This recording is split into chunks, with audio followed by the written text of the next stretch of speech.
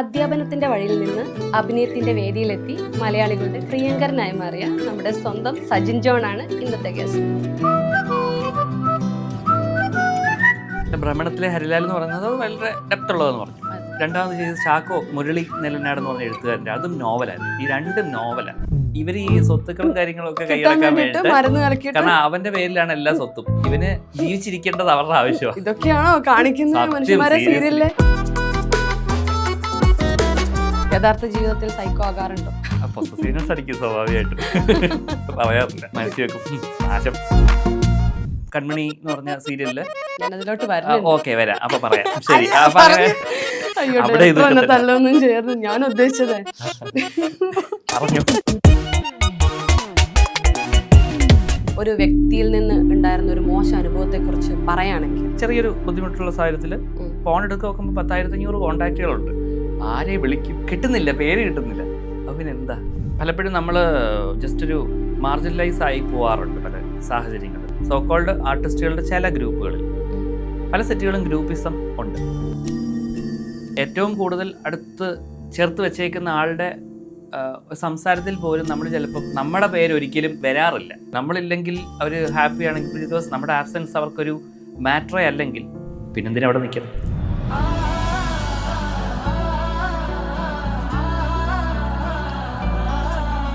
Hi, hello, welcome to serial today. It's me Nimisha Ram. അധ്യാപനത്തിന്റെ വഴിയിൽ നിന്ന് അഭിനയത്തിന്റെ വേദിയിലെത്തി മലയാളികളുടെ പ്രിയങ്കരനായി മാറിയ നമ്മുടെ സ്വന്തം സജിൻ ജോൺ ആണ് ഇന്നത്തെ guest. Hello, welcome to the show. ഞാൻ സത്യത്തില് സജിന്റെ മൊത്തം ഹിസ്റ്ററിയും കാര്യങ്ങളും ഒക്കെ നോക്കുന്ന സമയത്ത് എനിക്ക് അറിയായിരുന്നു അധ്യാപകനാണെന്ന്. ഞാൻ മുന്നേയും വായിച്ചെന്ന് കേട്ടിട്ടൊക്കെ ഉണ്ട്. എങ്ങനെയാണ് ഈ അധ്യാപനത്തിൽ നിന്ന് നമ്മുടെ ആക്ടിങ്ങിലോട്ട് വന്നത്? അങ്ങനെ ചോദിച്ചാല് ശരിക്കും അതിന് മുന്നെയാണ് ആക്ടിങ് തുടങ്ങിയത്. വളരെ ചെറുപ്പം തൊട്ട് ഒരു 1ാം ക്ലാസ് 2ാം ക്ലാസ് ഒക്കെ ആയപ്പോഴും അന്ന് തൊട്ടേ സ്കിറ്റുകൾ ചെയ്യുമായിരുന്നു, ചെറിയ പിന്നെ നാടകങ്ങൾ.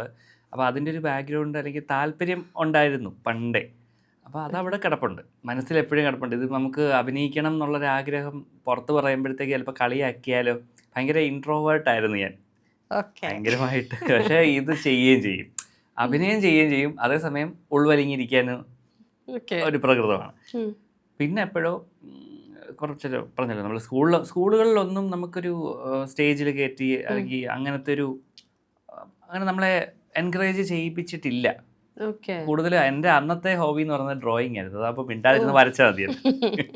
പിന്നെ എനിക്കൊന്ന് കോളേജ് കാലഘട്ടം ആയപ്പോഴാണ് കുറച്ചുകൂടെ ഈ പാട്ടുകൾ, മറ്റ് നാടകങ്ങൾ അതിലേക്ക് കുറച്ചുകൂടെ അപ്പം എൻകറേജ് ചെയ്തിട്ടുള്ളത് പള്ളിയിലെ നാടകങ്ങളും ഒക്കെയാണ്. അപ്പോൾ ആ നാടകങ്ങളിൽ നമ്മളത് ചെയ്യുമ്പോൾ കിട്ടുന്നൊരു തൃപ്തി ഉണ്ടല്ലോ, ഒരു സന്തോഷം. സോ എന്തോ ഒരു സന്തോഷം. അപ്പോൾ അതിന് വേണ്ടിയിട്ട് ഞാൻ എന്ത് ചെയ്യും, ഓരോ വർഷം ഓരോ നാടകങ്ങളുണ്ടാകും, അതിന് വേണ്ടി വെയിറ്റ് ചെയ്യും. ഇങ്ങനെ ഈ പള്ളി പെരുന്നാളിൻ്റെ സംഭവങ്ങൾ. അപ്പോൾ ഈ പള്ളിയിലെ നാടകങ്ങൾക്ക് വേണ്ടി വർഷാവർഷം, അത് ഓരോ വർഷം ഒരെണ്ണമാണല്ലോ. അപ്പോൾ പള്ളി പെരുന്നാളിനെ സംബന്ധിച്ച് നമ്മുടെ തുമ്പമണ്ണാണ് എൻ്റെ സ്ഥലം, തുമ്പമണ്ണാണ് സ്ഥലപ്പേര്. അപ്പോൾ അവിടെ ഒരു വലിയ പള്ളിയുണ്ട്, ഓർത്തഡോക്സ് വലിയ പള്ളി, സെൻറ്റ് മേരീസ് ഓർത്തഡോക്സ് വലിയ പള്ളി. അപ്പോൾ അവിടെ വർഷാവർഷം ടിജു എന്ന് പറഞ്ഞൊരു ഡയറക്ടർ, പുള്ളിക്കാരനാണെങ്കിലും ഓരോ വർഷവും ഇങ്ങനെ. പക്ഷെ അത് ഭയങ്കര രസമായിട്ടാട്ടോ. ഇല്ലല്ല, പല ബൈബിൾ നാടകങ്ങളാണ്, അതിൽ കൂടുതൽ യേശുവായിട്ടൊക്കെ ആയിരുന്നു.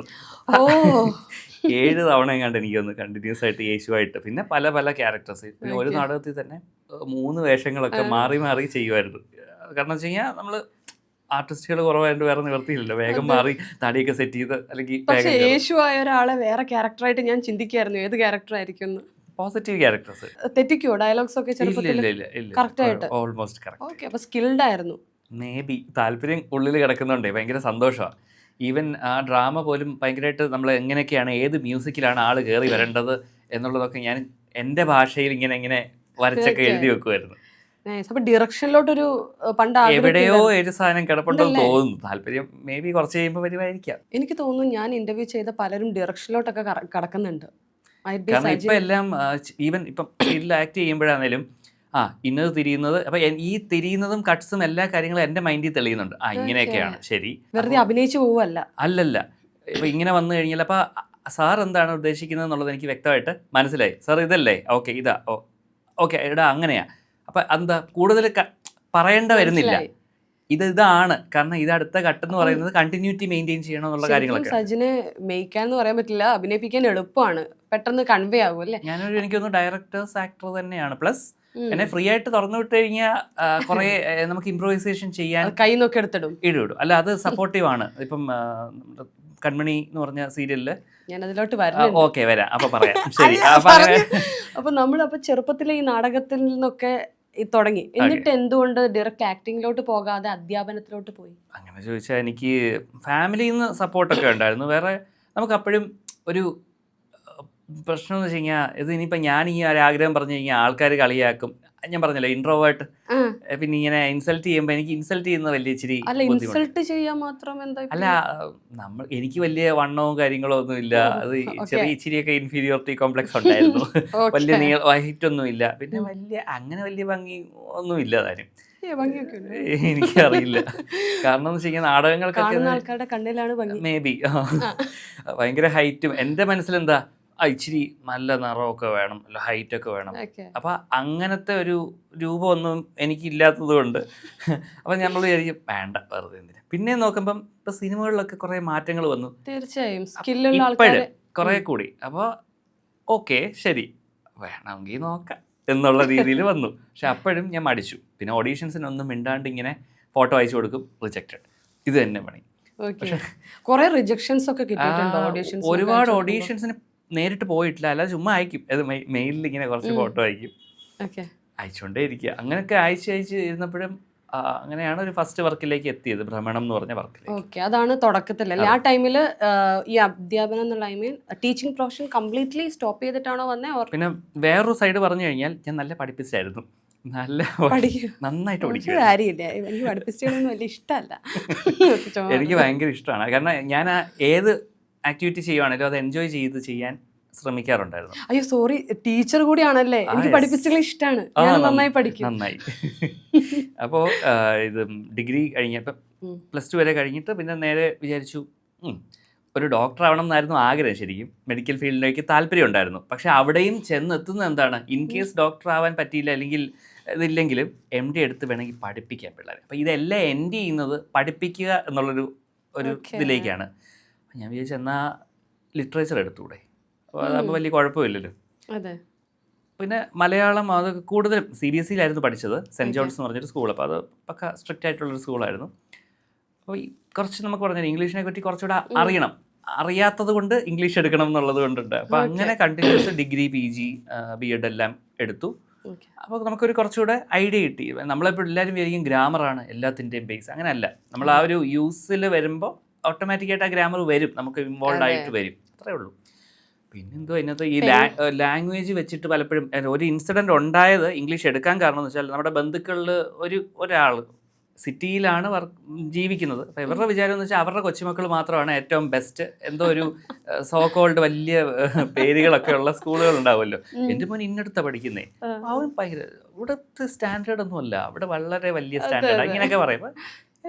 അതെന്തൊരു വർത്താനമാണെന്ന് പറയത്തില്ലേ. എന്നാ പിന്നെ ആ ഒരു വാശിക്ക് തന്നെയാണ് ഞാൻ അപ്പൊ അതുകൊണ്ട് അതും ഒരു ഇൻസിഡന്റ് ആണ്. അപ്പൊ അങ്ങനെ ഒരു ഇൻസൾട്ട് ചെയ്തപ്പോഴാണ് എനിക്കും ഒരു പക്ഷേ ഓക്കെ താങ്ക്സ്, അവർക്ക് ഇൻസൾട്ട് ഈസ് ആൻ ഇൻവെസ്റ്റ്മെന്റ് അല്ലേ? ആ ഇൻവെസ്റ്റ്മെന്റിൽ ഫസ്റ്റ് ടീച്ചറായി, അതും ഇംഗ്ലീഷ് ടീച്ചറായി. പിന്നെ ഇപ്പോഴെന്താ ഇപ്പം IELTS ട്രെയിനറും കൂടി സ്പീക്കിംഗ് എടുക്കാറുണ്ട് ഈ ആക്ടിങ്ങിന്റെ കൂടെ തന്നെ. ഇപ്പോൾ വർക്ക് ചെയ്യുന്നത് ടിജൂസ് അക്കാഡമി എന്ന് പറഞ്ഞൊരു അക്കാഡമി. അപ്പോൾ അവിടെ അത്യാവശ്യം നല്ല സപ്പോർട്ടീവ് ആയിട്ടുള്ള ടിജൂസ് സാറും പിന്നെ ദീപ്തി മാഡം ഭയങ്കര സപ്പോർട്ടാണ് എനിക്ക്. ചുരുക്കം പറഞ്ഞാൽ ഒരു സൈഡിൽ കൂടെ ആക്ടിങ്, ഒരു സൈഡിൽ കൂടെ ഇത്. ഏകദേശം 8 വർഷമായി ടീച്ചിങ് പോകുന്നു, 7 വർഷമായിട്ട് ആക്ടിങ്ങും.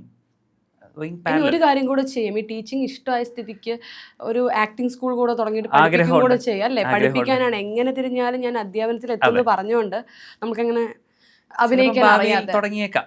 അതെ, ഫോർ എക്സാമ്പിൾ അഭിനയിക്കാൻ ഒരുപാട് താല്പര്യമുള്ള എന്നാൽ വലിയ കാര്യമായിട്ട് അഭിനയിക്കാൻ അറിയാത്ത എന്നെ പോലുള്ള ആൾക്കാരൊക്കെ പഠിപ്പിക്കാമല്ലോ. അതിനെന്തോ നോക്കാം, അങ്ങനൊന്നും ഇല്ല. നമ്മുടെ ഉള്ളിൽ ചിലപ്പോൾ ഉണ്ടാവും, എന്തെങ്കിലും സംഭവം ഉണ്ടാവും. ഒരു പ്രസന്റേഷൻ അല്ലേ ശരിക്കും പറഞ്ഞ ആക്ടിങ് എന്ന് പറയുന്നത്. ടീച്ചിങ്ങും പ്രസന്റേഷനാണ്, അല്ലേ? ഒരു പ്രസന്റേഷനാണ്, കൈൻഡ് ഓഫ് ഒരു ബിഹേവിങ് തന്നെ. പക്ഷെ ആ ബിഹേവിങ്ങും ഒരു presenting in front of the audience ആണല്ലോ. അല്ലെങ്കിൽ ഒരു ക്യാമറ, നമുക്കൊരു ഒരു കാര്യം ഒരു ക്യാരക്ടറായിട്ട് മാറിയിട്ട് ആ ഒരു സംഭവം അത് പ്രസന്റ് ചെയ്യപ്പെടുകയാണ്, അവതരിപ്പിക്കപ്പെടുകയല്ലേ, അവതരണമാണ്.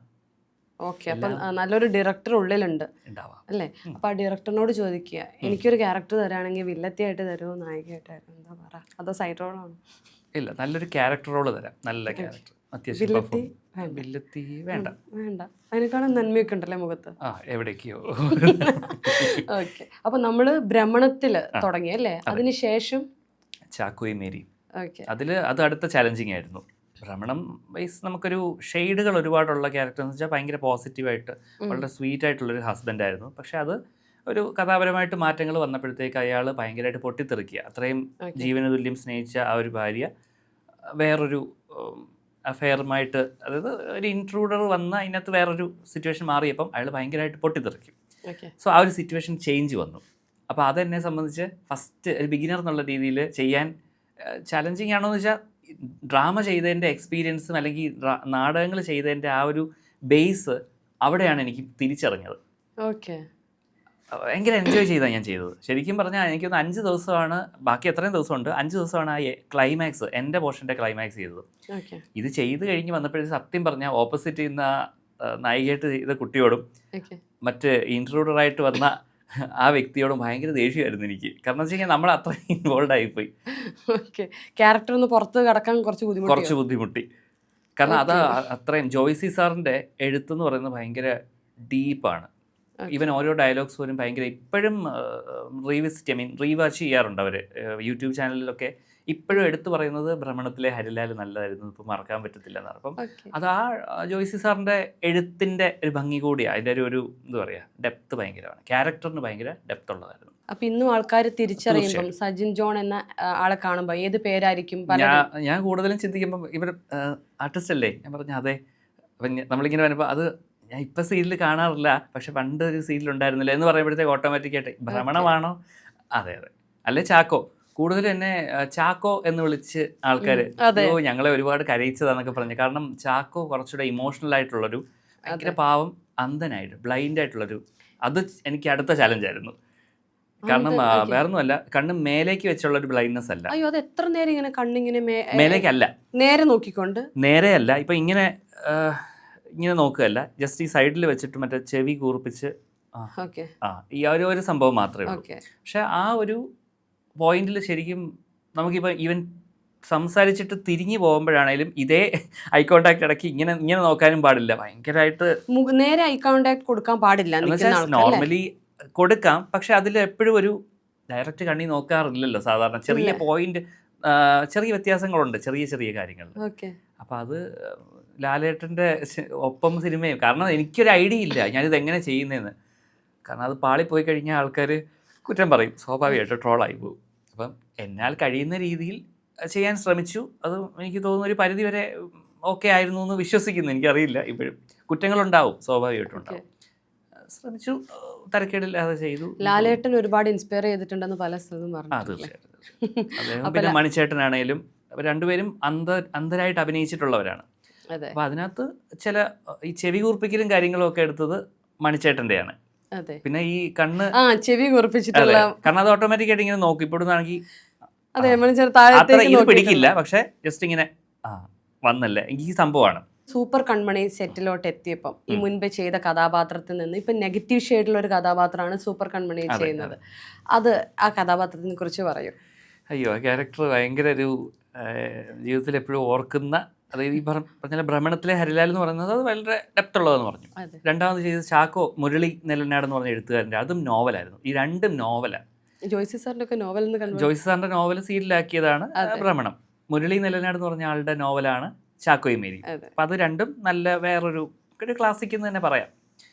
അത് കഴിഞ്ഞ് പിന്നെ കുറെ വർക്കുകൾ, അതുകൊണ്ട് തന്നെ അതിന് പ്രേക്ഷകരും അധികം ഉണ്ടാവും, ഈ നോവൽ വായിച്ച ആൾക്കാർ. എന്താണെന്ന് അറിയാൻ വേണ്ടി വിഷ്വലൈസേഷൻ കാണാൻ വായിച്ചൊരു സംഭവം വിഷ്വലൈസ് ചെയ്യാൻ വേണ്ടിയിട്ട് എല്ലാവർക്കും. അതെ അതെ. അപ്പം അത് കഴിഞ്ഞിട്ട് കുറെ ഇപ്പം 7, 8, 9 വർക്കുകളോളം ചെയ്തു. അതിനകത്ത് ഇപ്പം 9ാമത്തെ വർക്കാണ് ഇപ്പോൾ സീ കേരളത്തിൽ വലിയേട്ടനിലെ ക്യാരക്ടർ ബാലു എന്ന് പറഞ്ഞത്. അപ്പം വരുണിലേക്ക് വരുമ്പോൾ, വരുൺ ഒരു ഫസ്റ്റ് സ്റ്റാർട്ടിങ്ങിൽ വരികയെന്ന് വെച്ച് കഴിഞ്ഞാൽ ഭയങ്കര ദൈവത്തിൻ്റെ ഒരു അവതാരം എന്നുള്ള രീതിയിൽ ഒരു അമ്പലത്തിലായിരുന്നു എൻ്റെ ഇൻട്രോ. ഭയങ്കര പോസിറ്റീവ്. അമ്പലത്തിലാണോ എനിക്കറിയത്തില്ല.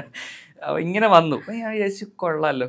ആ ഇൻട്രോ എനിക്ക് ഭയങ്കര ഇഷ്ടപ്പെട്ടു സീരിയസ്ലി. കുറേ പോർഷൻ ഫസ്റ്റ് സ്റ്റാർട്ടിങ് അദ്ദേഹത്തിൻ്റെ വേണു ചേലക്കോട് എന്ന് പറഞ്ഞ ഡയറക്ടറിൻ്റെ കൂടെയാണ് ഞാൻ അത് തുടങ്ങിയത് ആ പോർഷൻസ്. ഇപ്പം നമ്മുടെ കൺമണി ഡയറക്ടർ സുധീഷ് ശങ്കർ എന്ന് പറഞ്ഞ കുറേ മൂവീസ് മാരീസനൊക്കെ ഡയറക്റ്റ് ചെയ്ത സാറാണ്. അപ്പോൾ 2 ഡയറക്ടേഴ്സ് ആണെങ്കിലും 2 പാറ്റേൺ ആണ്. അപ്പം ഒരു എന്താ പറയുക, ഞാനൊരു 2 ഷെഡ്യൂളിൽ ഇത് കഥാപാത്രം അവസാനിക്കുമെന്നുള്ളൊരു വിശ്വാസത്തിലാണ്. മീൻസ് അങ്ങനെ പറഞ്ഞ് അവസാനം വരെ കാണൂല, ജസ്റ്റ് ഒരു ഗസ്റ്റ് അപ്പിയറൻസ് ആണ് പറഞ്ഞു. ഓക്കെ, സന്തോഷം, നല്ലൊരു വർക്കിൽ ചെറിയൊരു ഭാഗമാവുക എന്ന് പറഞ്ഞാൽ വളരെ കാര്യം. ഇത് പക്ഷേ എന്തോ എനിക്കറിയാൻ പാടില്ല, ഞാൻ ഇത് ചെയ്ത് കുറച്ച് കഴിഞ്ഞ് വളരെ ഇമോഷണലായിട്ട് കൺമണി വേണ്ട എന്നുള്ളൊരു അല്ലെങ്കിൽ എന്താ പറയുക, ആദ്യം പറഞ്ഞു നോ പറഞ്ഞു, എൻ്റെ ഒരു ഇഷ്ടം അല്ലെങ്കിൽ ആലോചന ആയിട്ട് ചെന്നപ്പോൾ റിജക്റ്റ് ചെയ്തു. പക്ഷേ ഞാനത് ബ്രേക്ക് ചെയ്തിട്ട് ഞാൻ കെട്ടിക്കോളാം എന്നുള്ള രീതിയിൽ ആ നിശ്ചയം വരെ എത്തി. സാനിയ. ഇതിന് ശേഷം ഒരു കൃഷ് എന്ന് പറഞ്ഞ, അതായത് അക്കിൻ ചെയ്യുന്ന ക്യാരക്ടറുമായിട്ട് ഇഷ്ടത്തിലാവുന്ന സമയത്ത് എനിക്ക് എൻ്റെ സ്വഭാവം, തനി സ്വഭാവം പുറത്തു വന്നു, സൈക്കോ സ്വഭാവം. കാരണം അത് നോർമലി ഇഷ്ടപ്പെടുന്ന ഒരാൾ വേറൊരാളുമായിട്ട് ഇരിക്കുമ്പോൾ പൊസസീവ്നെസ് അടിക്കുക അല്ലെങ്കിൽ സൈക്കോ ഉണ്ടാവാം. അപ്പം അങ്ങനൊരു ചേഞ്ച് വന്നു. ആ സൈക്കോ സ്വഭാവം ആൾക്കാർക്ക് ഭയങ്കരമായിട്ട് രജിസ്റ്ററായി, റിലേറ്റ് ചെയ്യാൻ പറ്റി കാണും ഭയങ്കരമായിട്ട്. അപ്പം നന്നായിട്ട് ചെയ്യുന്നു എന്ന് പറഞ്ഞിട്ട് നല്ല അഭിപ്രായം ചാനലിൽ നിന്നും പ്ലസ് ഓഡിയൻസിന്റെ ഭാഗത്തു നിന്നും വന്നു. അപ്പം ഞാൻ ആദ്യമായിട്ടാണ് നെഗറ്റീവ് ക്യാരക്ടർ ചെയ്യുന്നത്. അപ്പം അത് സക്സസ് ആയി എന്ന് വിശ്വസിച്ചപ്പോൾ, ലൈക്ക് അറിഞ്ഞപ്പോൾ ഭയങ്കര സന്തോഷം തോന്നി. പിന്നെ അതിന് വീണ്ടും ചേഞ്ച്, കോമഡി റോളിലേക്ക്, അത് കുറച്ചുകൂടെ നെഗറ്റീവ് കോമഡി, ഒരു തല്ലിയുള്ളി സ്വഭാവം. അങ്ങനെ വന്നപ്പോഴത്തേക്ക് കോമഡിയും എനിക്ക് പറ്റും എന്ന് നമുക്കൊരു ആൾക്കാർ പറഞ്ഞു തന്നു. എടാ ചെയ്യുന്ന രസമായിട്ടുണ്ട്, നമുക്ക് ചിരി വരുന്നുണ്ട്. ഒരാളെ ചിരിപ്പിക്കുക എന്ന് പറയുമ്പം വലിയ ഭാഗ്യം. അത് നമുക്കത് പറ്റുന്നതിൽ ദൈവാനുഗ്രഹം എന്ന് പറയുന്നത് സന്തോഷം. പ്ലസ് ഡയറക്ടറിൻ്റെയും ഫുൾ ടീമിൻ്റെ ഒരു സപ്പോർട്ടാണ്. നമുക്ക് ആ സ്പേസ് ഫ്രീഡം തരുന്നതുകൊണ്ടാണ് നമുക്ക് അത്രയും കയ്യിൽ നിന്ന് ഇട്ട് ഇംപ്രൂവൈസേഷൻ ചെയ്യുവാണേലും, എടാ നീ അങ്ങനെ ചെയ്തോ, ഇങ്ങനെ ചെയ്താലും ഇപ്പം ഈവൻ കട്ട് പറയുമ്പോൾ ഡയറക്ടർ ചിലപ്പോൾ ചിരിക്കുമായിരിക്കും. പക്ഷേ എന്ത് പറഞ്ഞത്, നമുക്ക് ആ ഒരു ആംബിയൻസ് ഭയങ്കര കംഫർട്ടബിൾ ആയതുകൊണ്ടാണ് ആ ഒരു കാര്യം നമുക്ക് ചെയ്യാൻ പറ്റുന്നത്. ചില കാര്യങ്ങളൊക്കെ ഇപ്പം എൻ്റെ പല ജസ്റ്റേഴ്സും ഞാൻ അതിനകത്ത് ഇൻവോൾവ് ആക്കി. ഇപ്പം എനിക്കിപ്പോൾ മൂക്ക് ജസ്റ്റ് ഒന്ന് ചൊറിഞ്ഞ് അല്ലെങ്കിൽ ഇവിടെ നിന്ന് ചൊറിഞ്ഞ് ചിലപ്പം ഡയലോഗ് പറയുന്നതിൻ്റെ ഇടയ്ക്ക് ഇതൊക്കെ ഇവന്മാർ കൊണ്ട് ഇപ്പം കൂടെ വന്ന 2 പേര് ഗുണ്ടകൾ അല്ലെങ്കിൽ 2 ഫ്രണ്ട്സ് ഇവന്മാർ എന്തെങ്കിലും മണ്ടത്തരം കാണിക്കും. പക്ഷേ ഇവന്മാരെയും കൊണ്ട് ഇതൊന്നും പറയാൻ പറ്റില്ലായിരിക്കും, ചിലപ്പോൾ തലയൊറിയാം, എന്തും ചെയ്യാം, ഇതൊന്നും പറഞ്ഞു തരുന്നില്ല. അപ്പോൾ അത് എൻ്റെ ചില ജസ്റ്റേഴ്സും വരുണിലേക്ക് വന്നു. വരുൺ എന്ന് പറഞ്ഞ ക്യാരക്ടർ ശരിക്കും ഇപ്പം ഇടയ്ക്ക് എൻ്റെ കോ ആർട്ടിസ്റ്റുകൾ 2 പേര് പറഞ്ഞിട്ടുണ്ടായിരുന്നു, സജിൻ വന്നപ്പോൾ എന്തൊരു പാവമായിരുന്നു, അധികം മിണ്ടത്തില്ല, ഇപ്പം ഭയങ്കര ശരിക്കും വരുണായിട്ട് അങ്ങ് ഇരിക്കുക. എനിക്ക് തോന്നുന്നു ഈ കോ ആർട്ടിസ്റ്റ് ആയിട്ടുള്ള അത് കൂടെ ചെയ്യുന്ന സാനിയൊക്കെ ആയിട്ടുള്ള ഒരു കെമിസ്ട്രി നന്നായിട്ട് വർക്ക് ചെയ്താൽ നമ്മുടെ ക്യാരക്ടർ എങ്ങനെയുണ്ട്? സാനിയ ആയിട്ടുള്ള ഒരു നല്ലൊരു ആർട്ടിസ്റ്റാണ്, നല്ലൊരു പേഴ്സണാലിറ്റിയാണ്. ഈവൻ അക്കിനാണെങ്കിലും നല്ല ആക്ടറാണ്. അവന് എനിക്ക് തോന്നുന്നു ഹീറോ ആയിട്ട് ഫസ്റ്റ് പ്രൊജക്റ്റാണ്, പക്ഷെ അവൻ നന്നായിട്ട് ചെയ്യുന്നുണ്ട്. പിന്നെ സാനിയ അക്കിൻ്റെ അവരുടെ കൃഷും കൺമണിയുടെ ഒരു കെമിസ്ട്രി ഭയങ്കര രസമുണ്ട്. പ്ലസ് പറഞ്ഞല്ലോ, നമുക്കാണെങ്കിലും അവരുടെ കൂടെ എല്ലാവരും കൂടെ പെർഫോം ചെയ്യാൻ നമുക്ക് വളരെ കംഫർട്ടബിൾ ആയിട്ട് തോന്നിയിട്ടുണ്ട്. ആസ് എൻ ആക്ടർ ഒരു നായികയുടെ കൂടെ വർക്ക് അങ്ങനെ ഒരു ഹീറോ റോൾ ചെയ്യാനാണോ ഇഷ്ടം, അതോ ക്യാരക്ടർ റോൾ? എപ്പോഴും ഒരു ഡ്രീം റോൾ ഉണ്ടാവുമല്ലോ. ഡ്രീം റോൾ ആയിരുന്നു നെഗറ്റീവ് സൈക്കോ, അതിപ്പോൾ ചെയ്തുകൊണ്ടിരിക്കുന്നുണ്ട്. യഥാർത്ഥ ജീവിതത്തിൽ സൈക്കോ ആകാറുണ്ടോ? ഇഷ്ടപ്പെടുന്ന ഫ്രണ്ട്സും ആരെങ്കിലും വേറെ ആരും വേണ്ടിയില്ല, അങ്ങനത്തെ കുഴപ്പമൊന്നുമില്ല. സ്വാഭാവികമായിട്ടും പറയാറില്ല, മനസ്സിൽ ബുദ്ധിയുള്ള ആളാണ് ഓപ്പോസിറ്റ് എങ്കിൽ മനസ്സിലാവും ഉറപ്പായിട്ടും. ഇനി പിന്നെ വല്യേട്ടനിലെ സി കേരളത്തിലല്ലേ അതില് ചെയ്യുന്നത് ബാലു എന്ന് പറഞ്ഞ ക്യാരക്ടർ. അത് ഭയങ്കര അവൻ ശരിക്കും പറഞ്ഞാൽ മരുന്നുകൾ കൊടുത്ത്, അവരും ശരിക്കും അത് ഓരോ കഥാപാത്രങ്ങൾ മരുന്നുകൾ കൊടുത്ത് അവനെ മാനസികമായിട്ട് തളർത്തിയിട്ട്, അതായത് അവന് മന്ദബുദ്ധി എന്ന് പറയാൻ പറ്റില്ല, ബുദ്ധിക്ക് ചെറിയ കുഴപ്പമാക്കി എനിക്ക്. അതാണ് പ്രശ്നം. ഞാൻ ആ ക്യാരക്ടറിന് അങ്ങനെ ആക്കി വെക്കുകയാണ്. എന്ന് വെച്ച് കഴിഞ്ഞാൽ ഈ വരുണിന്റെ വേറൊരു സ്വഭാവം, വരുൺ എക്സ്ട്രീംലി സ്വഭാവ ഗുണം കൊണ്ട് ഈ ഒരു മരുന്നുകൾ ഓരോ പൊടിയോ എന്തൊക്കെയോ കലക്കി അവന്റെ എന്താ പറയാ മനസ്സിന്റെ നില തെറ്റിക്കുകയാണ്.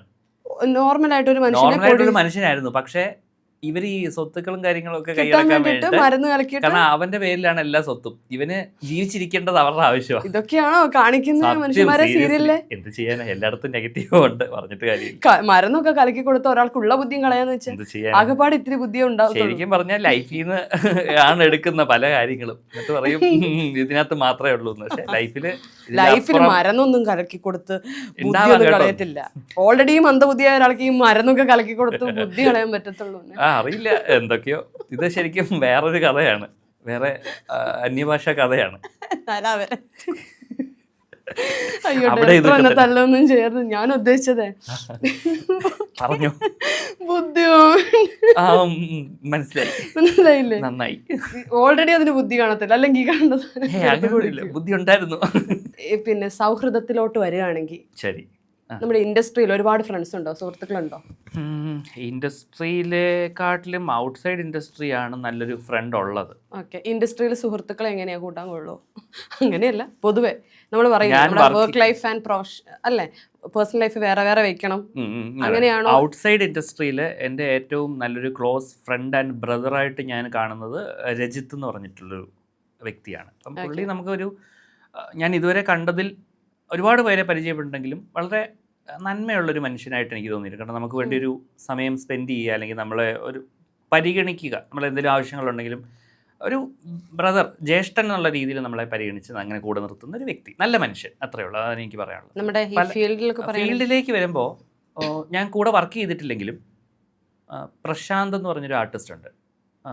അദ്ദേഹത്തിൻ്റെ വൈഫ് അമൃത ഒരു ആർട്ടിസ്റ്റാണ്, രണ്ടുപേരും ആർട്ടിസ്റ്റുകളാണ്. സോ അപ്പോൾ അദ്ദേഹം വളരെ നല്ലൊരു ഫ്രണ്ടായിട്ട്, എന്നാൽ ഞാൻ പറഞ്ഞല്ലോ വലിയ കോണ്ടാക്റ്റ് ഒന്നുമില്ല, പക്ഷേ പറഞ്ഞല്ലോ കമ്പാരിറ്റീവ്ലി ഓക്കെ, നല്ലൊരു സൗഹൃദമായിട്ട് എനിക്ക് ഫീൽ ചെയ്തിട്ടുണ്ട്. വലിയ ദോഷമൊന്നുമില്ലാത്ത, കുഴപ്പമില്ലാതെ പോകുന്നു, അത്രയുണ്ട്. എനിക്ക് തോന്നുന്നു നമ്മൾ മുന്നെപ്പോഴും സംസാരിച്ച സമയത്ത് ഒരുപാട് ലൈഫിൽ ഒരുപാട് പേര് ഒരുപാട് പാഠങ്ങൾ പഠിപ്പിച്ചിട്ടുണ്ടെന്നൊക്കെ പറഞ്ഞിട്ടുണ്ട്, ഒരുപാട് സഫർ ചെയ്തിട്ടുണ്ടെന്ന് പറഞ്ഞിട്ടുണ്ട്. അപ്പോൾ ഞാൻ ചോദിക്കുന്നത്, ഒരു വ്യക്തിയിൽ നിന്ന് ഉണ്ടായിരുന്ന ഒരു മോശം അനുഭവത്തെക്കുറിച്ച് പറയുകയാണെങ്കിൽ? പലപ്പോഴും നമ്മൾ ജസ്റ്റ് ഒരു മാർജിനലൈസ് ആയി പോവാറുണ്ട് പല സാഹചര്യങ്ങളിൽ. ഇപ്പം 3 പേരുണ്ടെങ്കിൽ ഇപ്പോൾ നമ്മളൊരു അദൃശ്യനായിട്ടായിരിക്കും ചിലപ്പം ചില ഫ്രണ്ട് സർക്കിളിൽ, സോക്കോൾഡ് ആർട്ടിസ്റ്റുകളുടെ ചില ഗ്രൂപ്പുകളിൽ പല സെറ്റുകളും ഗ്രൂപ്പിസം ഉണ്ട്. അപ്പോൾ ഈ ഗ്രൂപ്പിസത്തിൻ്റെ ഇടയ്ക്ക് ഒരു ഗ്രൂപ്പിൻ്റെയും ഭാഗമാവാത്ത ആളാണ് ഞാൻ. കാരണം നമ്മൾ ആ എന്തോ എന്നെ കൂട്ടാത്തതല്ല, ഞാൻ മനഃപൂർവ്വം ഇങ്ങനെ മാറുന്നതാണ്. നമ്മളെല്ലാവരും അടുത്ത് ഒരുപോലെ സംസാരിച്ച് അങ്ങനെ അങ്ങ് പോവാം. എൻ്റെ പ്രത്യേകം ഒരു ഫേവറിറ്റിസം ഒന്നും കാണിക്കാറ് താല്പര്യമില്ല എല്ലായിടത്തും. ഇപ്പോൾ എനിക്ക് തോന്നുന്നു ഈവൻ സീരിയൽ സെറ്റിൽ ചെന്ന് കഴിഞ്ഞാൽ അവിടുത്തെ ടെക്നീഷ്യൻസുമായിട്ടായിരിക്കും ഞാൻ കൂടുതൽ കമ്പനി. ആർട്ടിസ്റ്റായിട്ട് കമ്പനിയാണ്, സ്റ്റിൽ കുറച്ചുകൂടെ എനിക്കൊന്ന് ഫ്രീ ആയിട്ട് ഇടപെടുന്നത് ഞാൻ ടെക്നീഷ്യൻസിനോട്. അതായത് ആർട്ട്, നമ്മുടെ അടുത്ത് പറയാനാണെങ്കിൽ ആർട്ട് ഡയറക്ടർ വിഷ്ണു, ഇപ്പം ചെയ്യുന്ന വിഷ്ണു ആണെങ്കിലും ഈവൻ ഡ്രൈവേഴ്സ് ആണെങ്കിലും ഈവൻ എല്ലാവരും, കോസ്റ്റ്യൂമേഴ്സ്, അങ്ങനെ എല്ലാവരുമായിട്ട് ഭയങ്കര ഹാപ്പിയാണ്. നമുക്ക് ഭയങ്കര എന്താ പറയുക, സംസാരിക്കുമ്പോൾ ഭയങ്കര വളരെ അവിടെ എന്ത് രസമായിട്ടാണ് നമ്മളുടെ അടുത്ത് ഇടപെടുന്നത്. ഇത് ചോദിച്ചതിന്റെ റീസൺ, ഞാൻ ആരുടെയും ഫേവറേറ്റ് അല്ലാന്നൊരു ടേം എപ്പോഴും ഒന്ന് പറഞ്ഞപ്പോൾ എക്സാക്ട്ലി അതെന്താ അങ്ങനെ തോന്നാൻ റീസൺ എന്താ? അത് നമ്മൾ ഓരോ സിറ്റുവേഷൻസ് നമ്മളെ കൊണ്ട് എത്തിക്കുന്ന റിയലൈസേഷനാണ് ആരുടെയും ഫേവറേറ്റ് അല്ല എന്നുള്ളത്. കാരണം നമ്മൾ ഒരാളുടെ അടുത്ത് ഇടപെടുമ്പോൾ, ഇപ്പം ഒരു ഫോർ എക്സാമ്പിൾ ഒരു ഫ്രണ്ടിൻ്റെ അടുത്ത് ഇടപെടുമ്പോൾ നമ്മൾ പലപ്പോഴും ഭയങ്കരമായിട്ട് ജെനുവിനായിട്ട് ഡെഡിക്കേറ്റഡ് ആയിട്ടൊക്കെ നല്ലൊരു ഫ്രണ്ട് അയാൾക്ക് വേണ്ടി അല്ലെങ്കിൽ ആ വ്യക്തിക്ക് വേണ്ടി നമ്മൾ ഭയങ്കരമായിട്ട് അവൈലബിൾ ആവും, നമുക്ക് ഇഷ്ടപ്പെടുന്ന ഒരു വ്യക്തിയാണെങ്കിൽ, ഫ്രണ്ടായിട്ടാണെങ്കിൽ. അപ്പോൾ അങ്ങനെ നോക്കുമ്പോൾ തിരിച്ച് നമ്മളെന്തെങ്കിലും ഒരു കാര്യത്തിന് ചിലപ്പം കോൺടാക്ട് ചെയ്യുമ്പോഴാണെങ്കിൽ ചിലപ്പോൾ അവർ അവൈലബിൾ ആകണം എന്നില്ല, മനസ്സിലായി. അപ്പോൾ പിന്നീട് ഇടയ്ക്ക് എപ്പോഴും സംസാരത്തിൽ നമ്മൾ ഏറ്റവും കൂടുതൽ അടുത്ത് ചേർത്ത് വെച്ചേക്കുന്ന ആളുടെ സംസാരത്തിൽ പോലും നമ്മൾ ചിലപ്പം നമ്മുടെ പേര് ഒരിക്കലും വരാറില്ല. മനസ്സിലുണ്ടെങ്കിൽ സ്വാഭാവികമായിട്ടും വാക്കുകളിലും വരും, കോൺവെർസേഷനിൽ വരും. അപ്പം ഞാൻ എടുത്തു ചോദിക്കും, അത് ഞാൻ നമ്മളും ഇതിൻ്റെ നല്ല ഫ്രണ്ടല്ലേ, പിന്നെ അതെ, അപ്പം മനസ്സിലാവും ശരി അല്ല, അത് പറഞ്ഞ് പറയിപ്പിക്കേണ്ട കാര്യങ്ങളല്ല ശരിക്കും. എങ്കിലും എൻ്റെ നിസ്സഹായ അവസ്ഥയെ കൊണ്ട് ഞാൻ ചോദിച്ചു ആണോ എന്നല്ലേ. അതിന്റെ ശരിക്കും പറഞ്ഞാൽ അതിന്റെ ആവശ്യമൊന്നുമില്ല. ഇപ്പൊ നമ്മളൊക്കെ ഒരു പ്ലേസിലോട്ട് കയറി പോകുമ്പോൾ അവർ കോൺവെർസേഷൻ നിർത്തുക, അതൊക്കെ ഭയങ്കര അങ്ങനെ ഉണ്ടായിട്ടുണ്ട്. പിന്നെ നമ്മളിപ്പം 3 പേര് നിൽക്കുന്നു, അപ്പോൾ ഞാൻ എൻ്റെ ഒരു ഫ്രണ്ടുമായിട്ട്, ഇപ്പം ഞാൻ പറഞ്ഞ സോ കോൾഡ് ക്ലോസ് ഫ്രണ്ടുമായിട്ട് സംസാരിച്ചുകൊണ്ടിരിക്കുമ്പം അയാളുടെ ഫേവറേറ്റ് ആയിട്ടുള്ളൊരു പേഴ്സണാണ് വരുന്നതെങ്കിൽ അത് ഭയങ്കര ഹാപ്പി ആയിട്ട് പെട്ടെന്നായിരുന്നു അദ്ദേഹത്തിന് സ്വിച്ച് ചെയ്യും. അപ്പം ഞാൻ വിചാരിച്ചു ഇതുവരെ എൻ്റെ അടുത്ത് നിന്ന് ഗ്ലൂമി ആയിട്ടുള്ള ഒരു പേഴ്സൺ അല്ലല്ലോ, ആ വ്യക്തി. അപ്പം മനസ്സിലാക്കാമല്ലോ സ്വാഭാവികമായിട്ടും ഞാൻ എവിടെ നിൽക്കുന്നു, ഞാൻ എന്താണെന്നുള്ളത് എനിക്ക് സ്വയം തിരിച്ചറിയേണ്ടിയിരിക്കുന്നു, ഞാൻ സ്വയം മനസ്സിലാക്കേണ്ടി. പക്ഷെ ഞാൻ മനസ്സിലാക്കിയിട്ടുള്ളത് ഒരുപാട് ഒരു ഗ്രൂപ്പിലൊക്കെ നിന്നിട്ട് മറ്റുള്ളവരുടെ കുറ്റങ്ങളൊക്കെ പറഞ്ഞ് അങ്ങനെ ഇരിക്കുമ്പം എന്തെങ്കിലും ഇവർ തെറ്റിക്കഴിഞ്ഞാൽ വമ്പൻ പണികളാണ് കാത്തിരിക്കുന്നത്. ഉറപ്പായിട്ടും. പക്ഷെ ഇതിലൊന്നും ഭാഗമല്ലാതിരുന്നു കഴിഞ്ഞാൽ ഒരു കണക്കിന് ഭയങ്കര റിലാക്സ്ഡ് ആണല്ലേ. അങ്ങനെ ചിന്തിച്ചാൽ പോസിറ്റീവാണ്. ശരിയാണ്. പക്ഷെ എങ്കിലും ചില സമയത്ത് നമ്മൾ ഭയങ്കരമായിട്ട് ഒറ്റപ്പെട്ട് ഇരിക്കുമ്പോൾ ചില ഫ്രണ്ട്സ് ചിലപ്പോൾ ആരെങ്കിലും ഒരാൾ എന്തെങ്കിലും ഒന്ന് ജസ്റ്റ് കേൾക്കാൻ മനസ്സുണ്ടായിരുന്നെങ്കിൽ എന്ന് ആഗ്രഹിക്കാറുണ്ട്. എന്തെങ്കിലും വർത്തമാനം പറയാം. വീട്ടിൽ പേരൻസിൻ്റെ അടുത്ത് പറയുമ്പോഴും അമ്മയുടെ അടുത്ത് നമുക്ക് എന്തെങ്കിലും കാര്യങ്ങളൊക്കെ പറയാം, എന്തും പറയാം. അച്ഛൻ്റെ അടുത്തും അത് പറയാറുണ്ട്. പിന്നെ അവിടെ ലിമിറ്റ് ഒന്നുമില്ല. നല്ലൊരു ബെസ്റ്റ് ഫ്രണ്ടായിട്ട് തന്നെ അമ്മയെ നമുക്ക് കണക്കാക്കാം. പിന്നെ അച്ഛനോടൊരു പേടിയും ബഹുമാനം, നോർമലി ഒരു ഗ്യാപ്പ് അച്ഛന്മാരെപ്പോഴും അങ്ങനെയാണല്ലോ. അതിനല്ലാതെ മാറ്റി നിർത്തി കഴിഞ്ഞാൽ തീർച്ചയായിട്ടും ഫ്രണ്ട്സ്. പക്ഷെ ഇവരൊക്കെ തന്നെ കാണത്തുള്ളൂ. എനിക്ക് തോന്നുന്നല്ലേ നമ്മൾക്കൊരു ലൈഫിൽ ഏറ്റവും ബുദ്ധിമുട്ടുള്ള സമയത്ത് നമ്മൾക്ക് നമ്മളൊക്കെ അല്ലേ ഉണ്ടാകത്തുള്ളൂ അല്ലേ. പിന്നെ ഒരു ക്രൈസിസ് ഒക്കെ ഉണ്ടായ സമയത്ത് എന്ന് പറഞ്ഞാൽ ചെറിയൊരു ബുദ്ധിമുട്ടുള്ള സാഹചര്യത്തിൽ മനസ്സിലാക്കുന്ന വെച്ചാൽ പെട്ടെന്ന് ഒരു കോൺടാക്റ്റിൽ ഒരു ഫോൺ എടുക്കുക നോക്കുമ്പോൾ 10,500 കോൺടാക്റ്റുകളുണ്ട്. ആരെ വിളിക്കും, കിട്ടുന്നില്ല, പേര് കിട്ടുന്നില്ല. അപ്പം പിന്നെ എന്താ, അതെ, കേൾക്കാൻ ഒരാളില്ല, ആരോട് പറയും? അല്ലെങ്കിൽ ഒരു ആവശ്യത്തിനിട കൂടെ വരാമോ എന്ന് ചോദിക്കാൻ പെട്ടെന്ന് എനിക്കറിയത്തില്ല ആരോട് ചോദിക്കണം. പക്ഷെ എനിക്ക് തോന്നുന്നത് ഈ ഒരുപാട് പേരോട് പല കാര്യങ്ങളും പറഞ്ഞ് പണി കിട്ടുന്നതിനേക്കാളും നല്ലത് മിണ്ടാതിരിക്കുന്നില്ല, ഒറ്റയ്ക്ക് ഇരിക്കുന്നതാണ് ഏറ്റവും ഒരാൾ ഉണ്ടായിരിക്കും നല്ലത്. പക്ഷെ നമ്മൾക്ക് ഇങ്ങനെ ഒരുപാട് വെയിറ്റ് ചെയ്തിട്ട് അല്ലെങ്കിൽ വല്ലാതെ ചൂസ് ചെയ്യാതിരിക്കുന്ന സമയത്ത് ഇപ്പോൾ സജിൻ പറഞ്ഞല്ലോ, നെക്സ്റ്റ് ടൈം ഒരു സൗഹൃദം കിട്ടുന്നുണ്ടെങ്കിൽ അത് വളരെ നല്ല സൗഹൃദമായിരിക്കും എന്നാണ് ഞാൻ വിശ്വസിക്കുന്നത്. ഇപ്പം നിലവിലൊരു നല്ല സൗഹൃദമുണ്ട്. ഞാൻ പറഞ്ഞ പോലെ ട്രിവാൻഡ്രത്തുനിന്ന്, അത് രജിത്ത് എന്ന് പറഞ്ഞിട്ട്. പിന്നെ ഒരുപാട് അങ്ങനത്തെ നല്ല നല്ല നാട്ടിൽ. പക്ഷേ എങ്കിലും എനിക്ക് പറഞ്ഞല്ലോ വലിയൊരു സർക്കിൾ ഓഫ് ഫ്രണ്ട്സ് ഇല്ല. എന്നെ സംബന്ധിച്ചിടത്തോളം നല്ലതാണല്ലേ. പിന്നെ നമ്മൾ ഈ പറഞ്ഞല്ലോ കൂടുതൽ എക്സ്പെക്ടേഷൻസ് ഒന്നും വെക്കുന്നില്ല. ഇൻ കേസ് നമ്മൾ ചേർത്ത് നിർത്തുന്നവർക്ക് നമ്മളൊരു ബാധ്യതയായിട്ട് അല്ലെങ്കിൽ ഒരു ശ്വാസം മുട്ടിക്കലായിട്ട് തോന്നുകയാണെങ്കിൽ ഞാൻ പതുക്കെ അങ്ങ് പോവും, പടിയിറങ്ങി പോവും, അത്രേ ഉള്ളൂ. കാരണം അതിൻ്റെ ആവശ്യമില്ലല്ലോ. നമ്മളെന്തിനാ നിൽക്കുന്നത്? അവരായി അവരുടെ പാടായി. നമ്മളില്ലെങ്കിൽ അവർ ഹാപ്പി ആണെങ്കിൽ, ബിക്കോസ് നമ്മുടെ ആബ്സെൻസ് അവർക്കൊരു മാറ്ററേ അല്ലെങ്കിൽ പിന്നെന്തിനാ അവിടെ നിൽക്കണം. ഓക്കെ. സജിൻ ജോൺ എന്ന് പറഞ്ഞ ആക്ടർ മാത്രമല്ല ഒരു പ്രൊഫഷൻ കൂടിയുണ്ട്. എത്രമാത്രം സേഫാണ് ഈ media industry, especially serial industry, ഒരു പ്രൊഫഷൻ കയ്യിലില്ലാതെ if we are only depending on this acting, അങ്ങനെയാണെങ്കിൽ എത്രമാത്രം സേഫാണ്? സേഫ് അല്ല. ഫിനാൻഷ്യലി സ്റ്റേബിൾ ആകാൻ എക്സ്ട്രാ ഒരു ഇൻകം ഉള്ള ജോലി കൂടെ വേണം, അല്ലെങ്കിൽ അതുപോലെ ഡേയ്സ് കിട്ടണം. എന്നാലും ഒരു വർക്കിൻ്റെ കാര്യമാണ്, നമുക്കൊന്നും പറയാൻ പറ്റത്തില്ല. ചിലപ്പോൾ കണ്ടിന്യൂ ചെയ്യാം, ചിലപ്പോൾ ഒരു 2 ഷെഡ്യൂൾ വേണമെങ്കിൽ നിന്ന് പോവാം, ഒക്കെ ഡിപ്പെൻഡ് ചെയ്തിരിക്കും. എന്താ പറയുക, നമുക്കൊരു സ്ഥിരത അല്ലെങ്കിൽ ഈ കാര്യം ഇന്നതാണ് എന്ന് പറയാൻ നമുക്കൊരു ഉറപ്പില്ലായ്മയാണ്. ഇപ്പോൾ ഒരു പടം ചെയ്തിട്ട് തന്നെ കഴിഞ്ഞിട്ട് അടുത്ത ചിലപ്പോൾ പടം ചെയ്യാൻ ചിലപ്പോൾ ഒരു 5-6 വർഷം ചിലപ്പോൾ എടുത്തേക്ക് വേണം. അപ്പോൾ നമുക്ക് അത്രയും നാളെ എങ്ങനെ തള്ളിപ്പോകും, നമ്മൾ എങ്ങനെ സർവൈവ് ചെയ്യും? അതൊരു ചോദ്യമാണ്. അപ്പോൾ നമുക്കൊരു എക്സ്ട്രാ ഇൻകം ഉള്ളൊരു ജോലി, പലരും ഗവൺമെൻറ് ജോലി വിട്ടിട്ട് അല്ലെങ്കിൽ കിട്ടുന്ന നല്ലൊരു ജോലി കിട്ടിയിട്ട് അത് വിട്ടിട്ട് പോകുന്നുണ്ട്. പക്ഷേ മണ്ടന്മാരല്ലേ ഇവർ എന്ന് ഞാൻ പറയുന്നില്ല. പക്ഷേ ചിലർക്ക് ഇപ്പം നമ്മൾ പറയില്ല, ചിലത് ശരിയാവും, ചിലത് ശരിയാവില്ല. എത്ര പാഷൻ ഉണ്ടായാലും എത്ര ഹാർഡ് വർക്ക് ചെയ്താലും നമ്മൾ എത്തിപ്പെടാം. പക്ഷെ അത് കണ്ടിന്യൂ ചെയ്യാനുള്ളൊരു സ്ട്രഗിള് ഭയങ്കരമായിട്ട് തോന്നിയിട്ടുണ്ട്. അവിടെ സജിൻ ആക്ച്വലി ഒരു മോഡലാണല്ലേ, ഒരു മാതൃകയാണല്ലോ. ആ തരത്തിൽ രണ്ടും ഒരുപോലെ കൊണ്ടുപോകാൻ പറ്റുന്നു. ഇപ്പോൾ നാളത്തെ അവസ്ഥ എന്താണെന്ന് എനിക്കറിയില്ല, എങ്ങനെയാണോ അങ്ങനെ പോട്ടെ. ഇനിയിപ്പോൾ ചോദിക്കുകയാണെങ്കിൽ ഏത് ആർട്ടിസ്റ്റിൻ്റെ കൂടെയാണ് വർക്ക് ചെയ്യാൻ ഭയങ്കര ആഗ്രഹം എന്നൊക്കെ പറയില്ലേ ഇൻഡസ്ട്രിയിൽ? എനിക്ക് സിനിമയിൽ ലാലേട്ടൻ്റെ കൂടെ അഭിനയിക്കണമെന്നാണ് ആഗ്രഹം. Anyway thank you so much Sajin. ഇനിയും ഒരുപാട് കഥാപാത്രങ്ങളെ നമുക്ക് കാണാൻ സാധിക്കട്ടെ, സംഭവിക്കട്ടെ. ഇനി ഒരു മൂവിയിലും കൂടെ ചെയ്തിട്ട് തീർച്ചയായും നമുക്ക് ഒരിക്കൽ കൂടെ ഇതുപോലെ വരാം, ഉടനെ വരാം. Thank you so much.